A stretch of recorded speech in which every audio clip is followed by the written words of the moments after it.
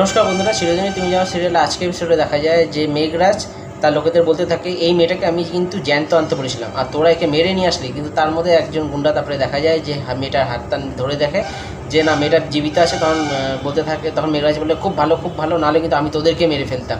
তারপরে দেখা যায় যে আপনার বাবা মা দৌড়িয়ে চলে আসে হসপিটালে, এবং হসপিটালে এসে কিন্তু কথা বলতে চায় রাজলক্ষ্মীর সাথে, কিন্তু মীরা এসে বলে এখন দেখা করা যাবে না, কিন্তু পুলিশ। এবং তারপরে দেখা যায় যে কিঙ্কর চলে আসে, এবং সেই সময় কিঙ্কর বলতে থাকেন আপনারা যান, আপনারা গিয়ে দেখা করুন। তখন দেখা যায় যে রাজলক্ষ্মীর সাথে গিয়ে দেখা করে, এবং তখন আপনার মা বলতে থাকে মেয়েটাকে এখনও আমরা খুঁজে পাইনি, আমি আপনাদের উপর প্রচুর ভরসা করেছিলাম, কিন্তু দেখা গেল যে আপনাদের উপর ভরসা করাটা আমার বৃথা গেল।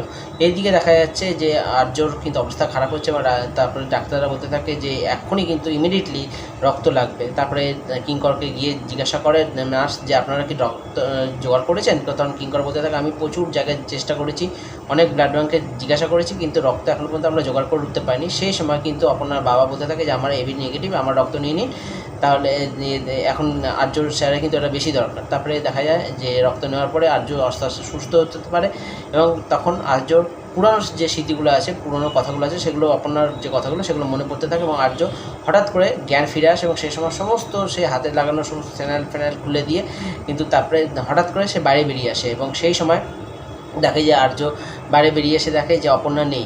এবং তারপরে কিন্তু দেখা যায় যে মেঘরাজ বারবার আর্যকে ফোন করতে থাকে যে আর্য ফোনটা তোলো, তোমার রাজকন্যা কিন্তু এখানে আছে, কিন্তু আর্য তো ফোন ধরতে পারছে না। তখন মেঘরাজ বলো তুমি ফোন ধরবে কী করে, তুমি তখন অসুস্থ রয়েছো।